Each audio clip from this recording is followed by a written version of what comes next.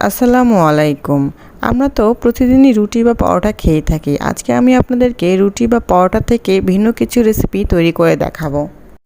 এটা দেখতেও অনেক সুন্দর আর খেতেও দারুণ মজা। আমার যখন রুটি বা পরোটা কিছু খেতে ইচ্ছে করে না, তখনই আমি এরকম কিছু তৈরি করে নিই। এটা খেতেও অনেক মজা লাগে আর দেখতেও অনেক সুন্দর। আর বাচ্চাদেরকেও এরকম ডিফারেন্ট কিছু বানিয়ে দিলে তারাও অনেক মজা করে আগ্রহ সহকারে খায়।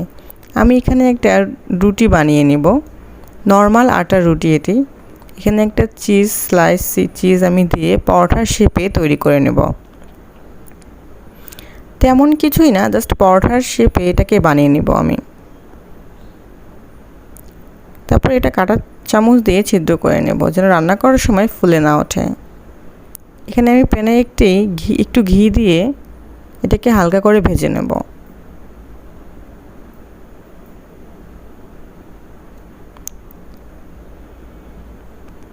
এটা উল্টিয়ে একটু হালকা করে ভেজে নেব। এখানে আমি সস দিয়ে দিব। আমার বাসায় পিৎজা সস ছিল, তাই আমি এটা ব্যবহার করেছি। আপনাদের বাসায় যে কোনো সস থাকলে আপনারা যে কোনো সস দিতে পারেন। উপরে আমি একটু গ্রিন ক্যাপসিকাম দিয়ে দেব আর একটু পেঁয়াজ ছিটিয়ে দেবো উপর থেকে। পরে আমি একটু ধনিয়া পাতা দিয়ে দিচ্ছি। এখানে আমি একটু গ্রেট করা চিজ দিয়ে দেব। তারপরে ঢেকে এটা কিছুক্ষণ বেক করে নেব।